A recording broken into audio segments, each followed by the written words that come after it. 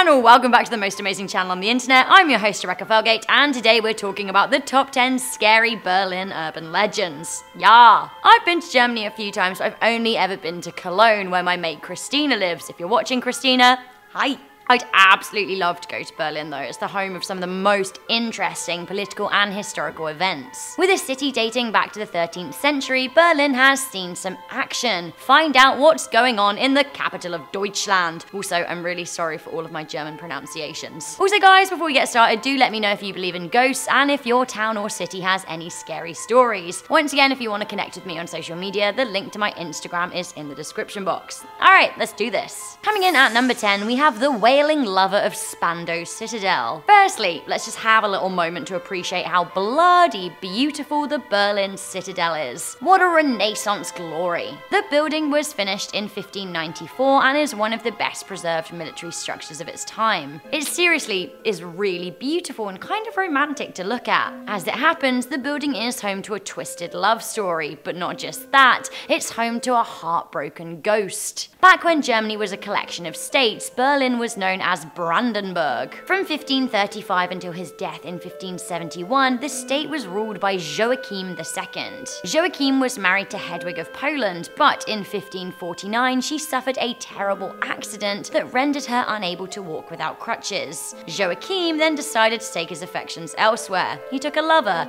Anna Saido, who is regularly dubbed as the Beautiful Foundress. Joachim asked his son on his deathbed to look after Anna, but he threw her behind bars and she was imprisoned until she died. To this day, it's said that she never left. She roams the halls looking for Joachim to set her free, but he never will. Sometimes dissonant wails can also be heard. Coming in at number 9, we have the limping monk of the Graues Kloster. You have to love a good old Gothic monastery. There is almost no way one of those babies isn't haunted by some kind of ghoul or trapped, repressed religious spirit. So sitting in ruins on the Klosterstrasse is the Church of the Francian Monastery. The place may be in ruins today, but it has a long and interesting, fraught history dating back to the 1250. Sadly, the majority of the church was destroyed in 1945 during the bombing of Berlin. These days, part of the church's early history seems to still remain in the form of a limping monk. I totally feel him. I recently really hurt my toe and I feel like a bit of a limping monk.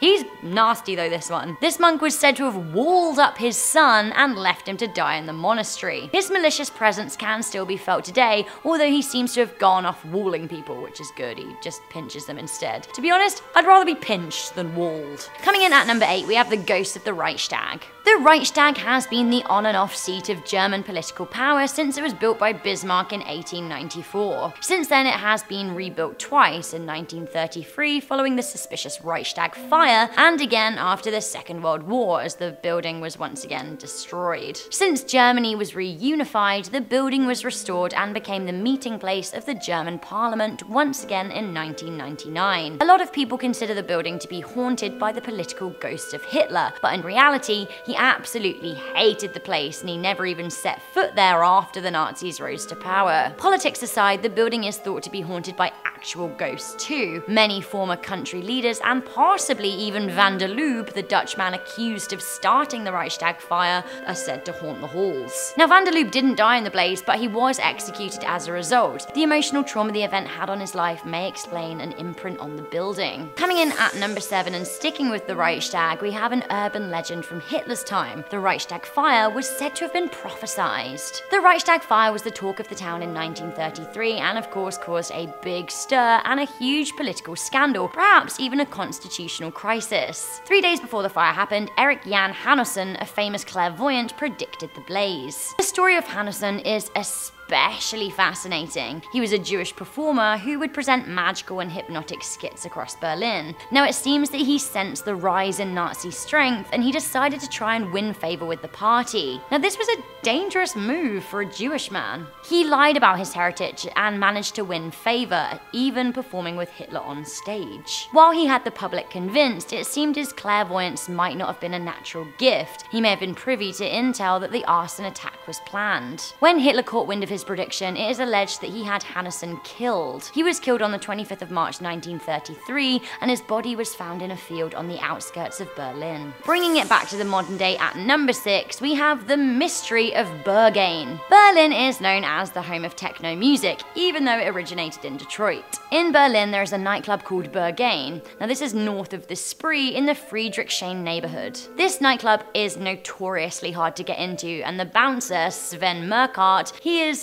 here, have a look at him, say hi. He's the one who gets to decide whether or not you make the cut, but nobody can figure out exactly why. It's a total mystery. It's said that it helps if you wear black, but nothing is ever a given with this place. Some people queue for 3 hours to get a chance at gaining admission to the nightclub, and many of those have been turned away, simply have no idea why, and they just have to go home. Some people claim the mystery door policy is racist, sexist, heterophobic, homophobic, xenophobic, all the phobics. Other people, however, think that there is something stranger going on. They think that Sven and those behind Berghain are in a secret cult, and those that get in know something that we don't. What goes on inside that industrial estate mansion, no one will ever tell you, including those who've been inside. There is a strict no photo policy in the club. Coming in at number 5, we have the ever-present legends of the Führerbunker. What happened to Hitler in his Berlin bunker as Nazi Germany fell has been the topic of much speculation. In fact, the Berlin bunker has been the focal point for a number of wild theories and urban legends for nearly 80 years. The generally accepted course of events is that Hitler committed suicide in his bunker on the 30th of April 1945, but his body has never been found. When his bunker was stormed, the Führer was nowhere to be seen, and Soviet leader Joseph Stalin was convinced that he was still alive. Berlin was scoured from top to bottom, but nobody could find him. A lot of conspiracy theories say that the bunker was more complex than at first suspected, and that somehow he managed to escape to Argentina. Some urban legends even suggest that the United States government were in on his escape, allowing him passage to South America in exchange for assurance that Germany would surrender. A lot of this makes up the drama in the docu-film Grey Wolf. Others think that he simply lived out his years in disguise in Berlin. You know what? Without a body, we may never know. Coming in at number 4, we have the Ghost Wall. Along the Orenburger Straße sits the Ghost Wall. According to popular urban legend, this section of wall is haunted by 2 spirits of children from an unknown time period. That being said, the area was subject to heavy bombardment at the end of World War II, so it could be that they were killed in a 1945 aerial attack. It seems that the kids will grant you a wish if you stick a penny in the crumbling wall. Now, the proviso is that the wish must be modest and completely unselfish. If you do that, the children may well set about granting you that wish. To be honest, while ghosts are scary, these 2 spirits seem pretty friendly. I love me a benevolent ghost like Casper. Coming in at number 3, we have the abandoned Spree theme park and the fire of 2014. Opening in 1969 as the Kolperpark Plantenworld in East Germany, the amusement park was better known as the Spree Park. Despite surviving the fall of the Berlin Wall, the park closed due to insolvency in 2002 and is now one of the most famous ghost theme parks in the world. The park is closed to the public, but of course that hasn't stopped urban explorers investigating the place and taking a number of eerie pictures. The park owner was a dubious chap linked to a Peruvian drug ring. He was arrested and sent to jail for 7 years for trying to smuggle 180 kilos of cocaine from Peru to Germany in 2004. In 2014, a large part of the park was destroyed by fire. Firefighters indicated that 2 blazes merged to form one bigger fire, suggesting it may have been arson. Who lit the match and why they wanted the park to burn? We just don't know. Coming in at number 2, we have the nuclear secrets of Vogelsang. Vogelsang is an abandoned city in the Brandenburg forest that was built by the Soviet Union in 1951. In its day, the city was home to around 15,000 soldiers and civilians, as well as a whole bunch of nuclear weapons. It is thought that the city held atomic weapons ready to launch at West Europe at the touch of a button. 4 of the weapons stored in this town were allegedly set up to hit the United Kingdom. The bombs stored here were said to be 20 20 times more powerful than the bomb dropped on Hiroshima. Nobody but high-ranking Soviets were informed that the missiles were housed in the town. Now, no living souls are present in the town, but there are questions as to whether there are a few unliving ones trapped forever among the rubble and hiding the town's nuclear secrets for an eternity. Finally, coming into number 1, we have one of the greatest Berlin mysteries. We have the bright lights of Brieselang. Brieselang is a park on the outskirts of Berlin. In 1945, a young girl, 12 years old, her name Elizabeth Weiger, was raped and murdered by Soviet soldiers. Perhaps it was this trauma, or the trauma of the war in general, but since the late 1940s, mysterious lights have been spotted dancing in the sky above the forest. The phenomenon gained national and international attention, and in the 1980s, and up until this day,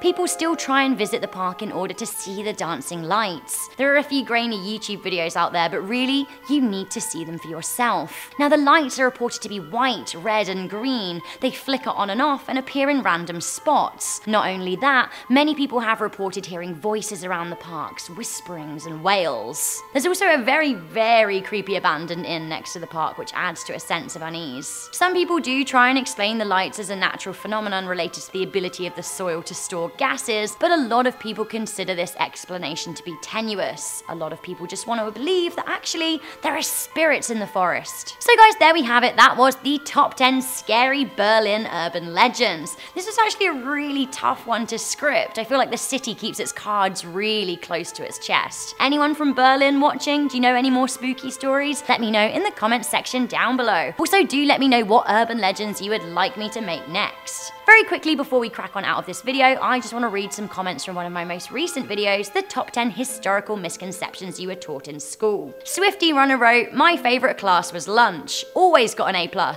Babe, my favourite class is always lunch, and I don't even go to school anymore. Love me some lunch. We did actually get to do food technology in school, which was basically like a 2-hour lunch, and it was great. Yum. Captain Ouija wrote, my favourite classes are history and science. Those two would be my favourite if I was still in school as well. I love it. Finally, I love a good informative comment. Clara P wrote, not only were Washington's dentures made out of human teeth, but some records have caused historians to speculate that they were ripped from the mouths of slaves. Also, the reason that Cinco de Mayo is celebrated and treated as Mexican Independence Day in America is because the US passed an act around that time that prevented anyone from celebrating foreign independence days. This act was mainly targeted towards Mexican immigrants, who were then forced to choose a seemingly random battle to celebrate legally. I could be wrong about these things though, please let me know. I'm just trying to be informative. Thank you so much, I love comments like that. I'll certainly look those things up, and it's definite food for thought. Alright guys, time for me to get out of here. Once again, don't forget to leave a thumbs up, share this video with a friend, and stay subscribed for most amazing lists. I'm your host, Rebecca Felgate. See you next time.